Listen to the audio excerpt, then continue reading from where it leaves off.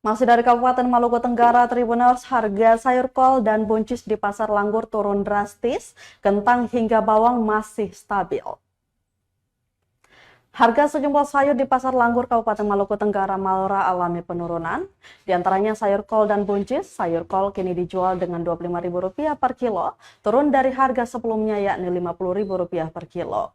Sementara buncis yang dikategorikan sebagian masyarakat Malora sebagai sayur mewah juga turun drastis, per kilo Rp25.000, turun dari harga sebelumnya Rp50.000 per kilo. Sedangkan kentang masih stabil di angka Rp30.000 per kilo, sedangkan wortel tetap dijual dengan Rp30.000 per kilo. Bawang merah dan putih masih sama di angka Rp40.000. Salah satu pedagang sayur mayur, Doda, mengatakan turunnya sejumlah harga sayur lantaran hasil panen berlimpah.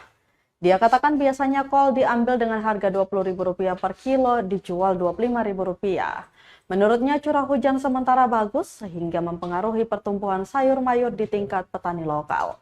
Nita, salah satu pembeli, mengaku cukup tertolong dengan turunnya harga beberapa komoditas sayur.